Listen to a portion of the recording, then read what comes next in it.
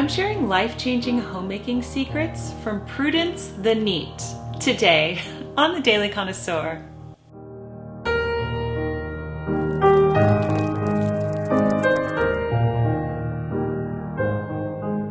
Hello everyone, Jennifer here, and welcome to the Daily Connoisseur. So I have a rather unusual hobby, and that is to glean homemaking inspiration from classic literature.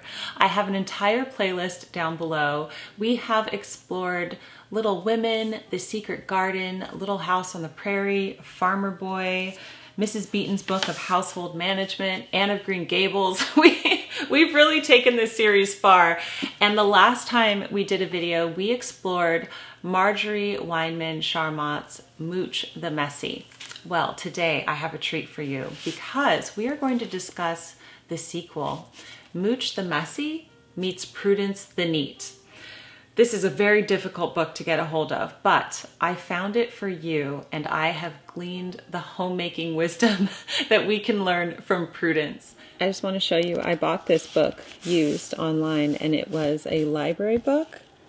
And these were all the people who checked it out. This dates back to, 1998. There's even one here from 1987, Donnie S. in room 1. Isn't that sweet? I love when I see things like this in a used book. Just so cool. Yeah, this dates back to 87, 88, 90. I love that.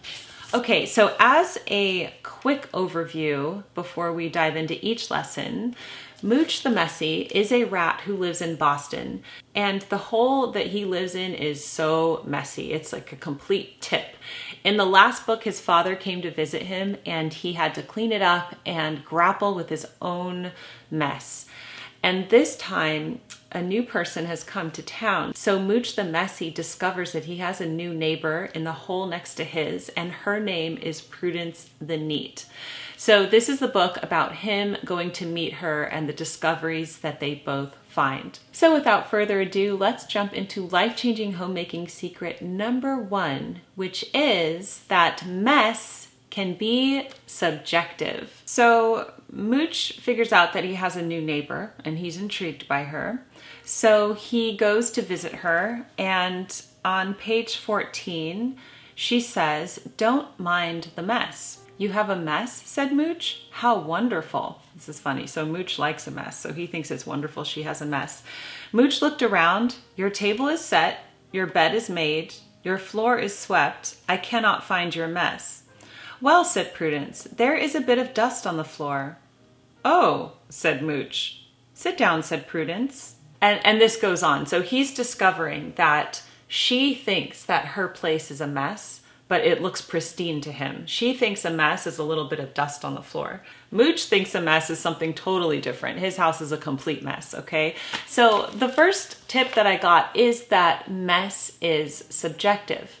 Now, how is this helpful? Knowing that a mess is subjective can help you when you are feeling bad about your own mess. Your mess might actually be someone else's tidy, okay?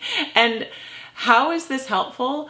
Because sometimes we can obsess over how our house is, and we can't relax until it is not a mess anymore.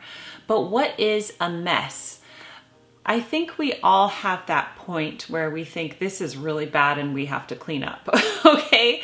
And sometimes things are actually looking good and we can relax and go do other things. This mindset also helps when you're completely overwhelmed and you think, yes, my space is in a mess, but I'm also tired, I'm exhausted, I'm overwhelmed. I feel like resting and relaxing. Here's what you can tell yourself. Well, mess is subjective. So this mess might be completely and totally neat for someone like Mooch. And you can take that time to rest and relax. Life-changing homemaking secret number 2 is that we should believe in neat. So when Mooch goes to visit Prudence for the first time, he's actually a mess himself. He's got crumbs on him, he has jam on his tail, and she tries to clean him off, and he is like, whoa, what are you doing? So here's on page 18. Hey, stop that, said Mooch. I believe in neat, said Prudence. I believe I'll go home, said Mooch. First, I'll take the bits of cheese out of your whiskers, the dried chocolate milk off your feet, and the peanut butter from under your nails, said Prudence. I have to go home right now, said Mooch. So while Prudence is taking things to the extreme, like we should never wipe down our neighbors, I think that there is a little bit of wisdom in seeing that she believes in neat. We should believe in neatness. So when you believe in something, you have trust or confidence in it. You have mental acceptance, right? So if we believe in neat, like Prudence does, we are more likely to be neat ourselves. Life-changing homemaking secret number 3 is that we should be hospitable neighbors.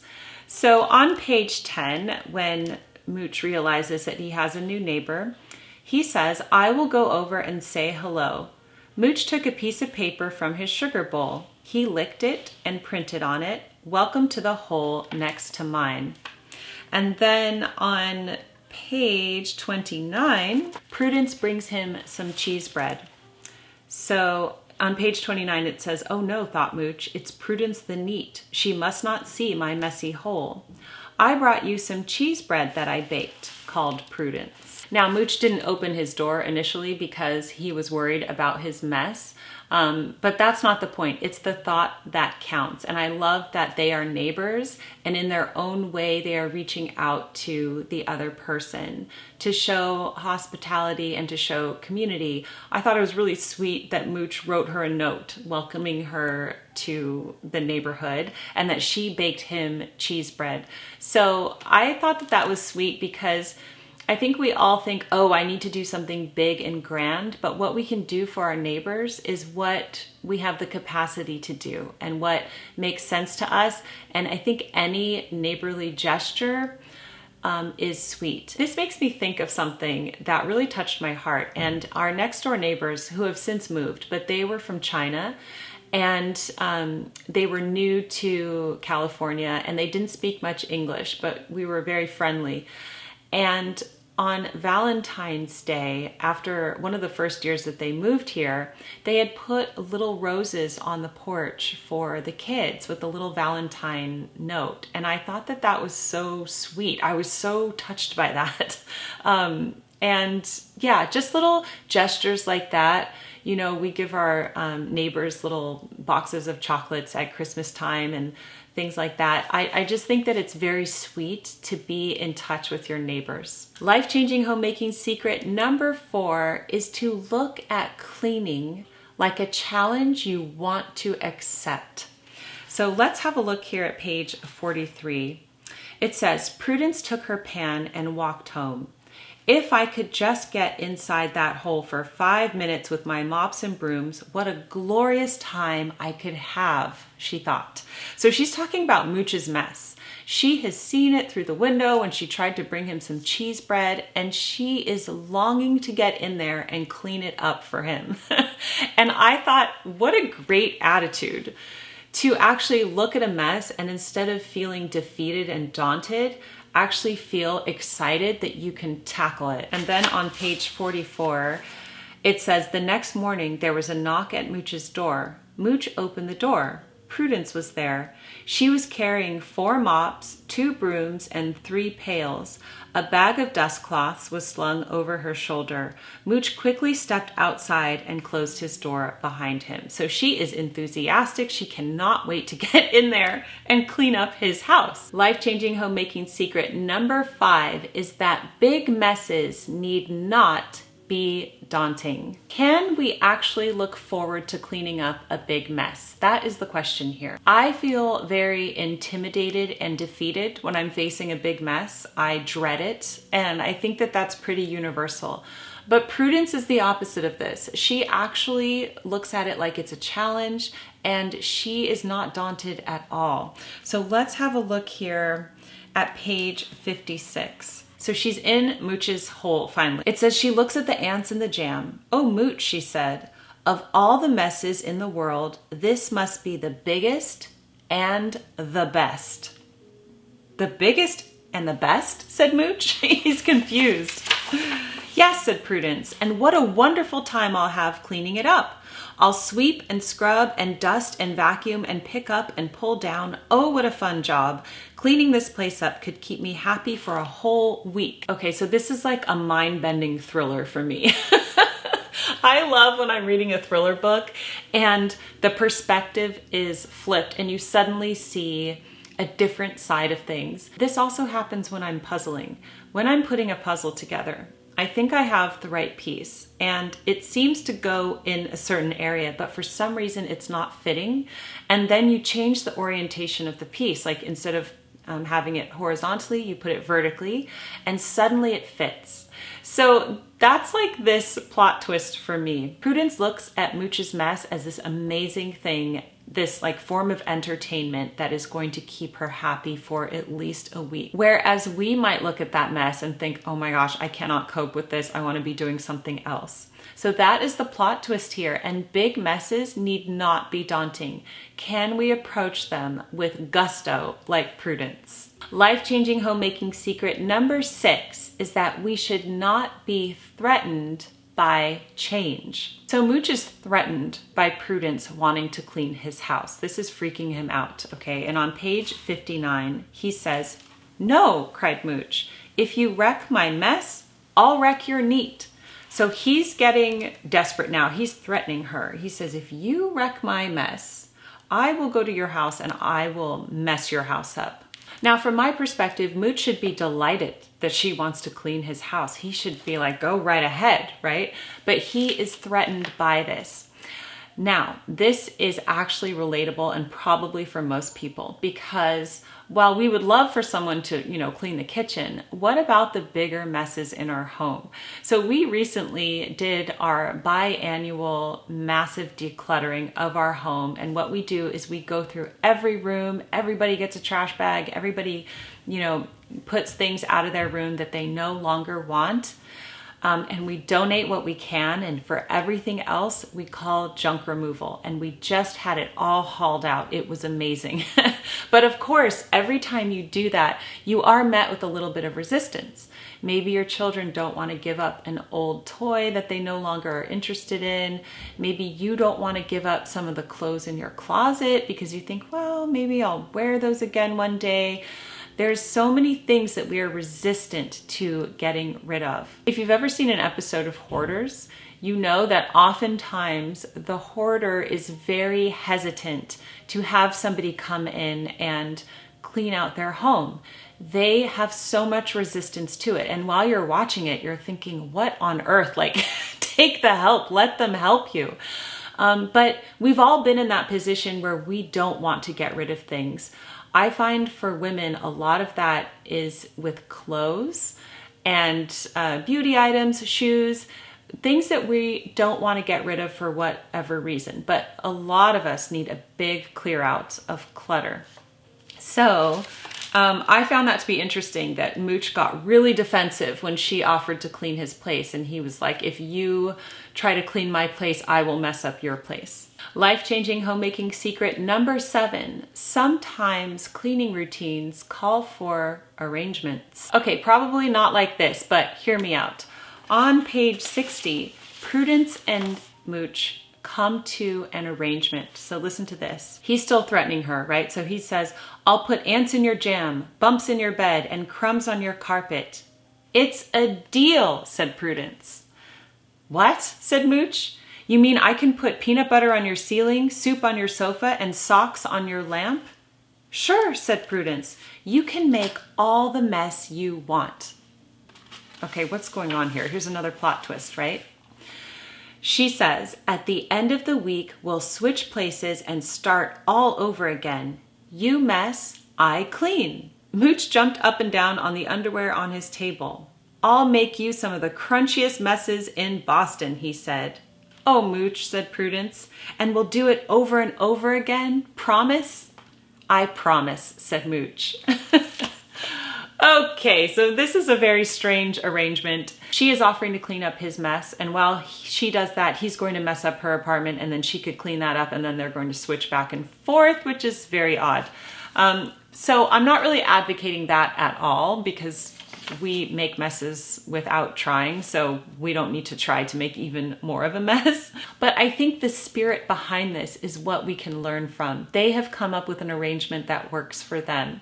So what arrangements can we come up with? If you have young children, for example, and you have a neighbor who also has young children, sometimes it can be really hard to do a full clean of your home while you have kids. So you could come up with an arrangement maybe where your neighbor watches your children while you do your house, and then one day you watch her children while she does her house. That's an example of an arrangement. Or an arrangement could be that your sister comes over and helps you with the deep clean, and then you go over to her house and help her with the deep clean. Or let's say your son helps you to come over and do some things in your home, and then you help him. You know what I mean? So it's just about relationship. It's about your neighbors, your children, your brothers, your sisters. How can we help each other to keep our homes running smoothly? Now, for most people, this will not involve people outside of the home. It will involve arrangements inside your home. So you have an arrangement with your spouse, with your children, and everybody pitches in. And this is your arrangement. And can we meet it with enthusiasm, just like Mooch and Prudence? And the final thought is not really a tip, but I wanted to analyze Prudence's name because I don't think it was an accident that her name is Prudence. So prudent means to act with or showing care and thought for the future. That's what the word prudent means. I'll say it again, to act with or showing care and thought for the future.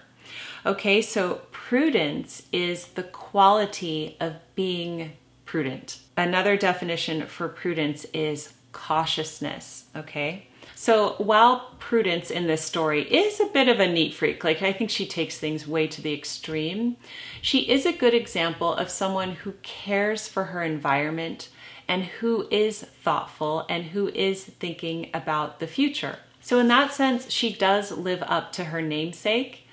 And I think that we could all be a little more prudent. And I really enjoyed this book. What I loved most about this book was all of the unexpected mindset shifts that happened here. We can get so stuck in a mindset that we tell ourselves that housekeeping is not enjoyable, that cleaning up is awful. And I'm guilty of this too. But I have come to this wisdom through studying this, through keeping my own home. And in my book, you're going to find 2 chapters called The Joy of Doing and The Joy of Being. And I think the 2 chapters in the Daily Connoisseur's Guide to Living Well at Home really speak to a lot of the wisdom that we find in Prudence the Neat. Because if we have to do a task and no one else is going to do it for us, we might as well find enjoyment in it. We might as well be enthusiastic like Prudence. And there's really no other way to approach it because otherwise we will just be miserable. So anyway, if you would like more inspiration, you should definitely check out my book because I have detailed cleaning routines, mindset shifts in here as well. I would also like to take a minute to thank the Chic Society. That is channel memberships here on YouTube. I'm so grateful for the Chic Society. I'm sure you've noticed that I have gone down in posting videos on my main channel. This is because I'm working on a new writing project. I still do a video every Friday in the Chic Society, however, so I do encourage you to join if you're interested in supporting the channel. I keep it very affordable at only $1.99 a month. I do that intentionally, so it's very affordable membership. And you have access to all of the vodcasts I've ever done. And at this point, I believe there are 248 at the time that I'm filming this video. So if you want to dive into the backlog, I really encourage you to do that. There is also an upper tier called the Chic Connoisseurs, and I thank them by sharing their names in one video a month. So I'm really grateful to the Chic Society because you help keep my channel going. So thank you so much everyone for joining us here today. I hope that you loved this latest installment of the Life-Changing Homemaking series. There will be more because I really love doing this. So I hope that you enjoyed it too. In the meantime, keep calm and remain classy, and I will see you in the next video. Goodbye!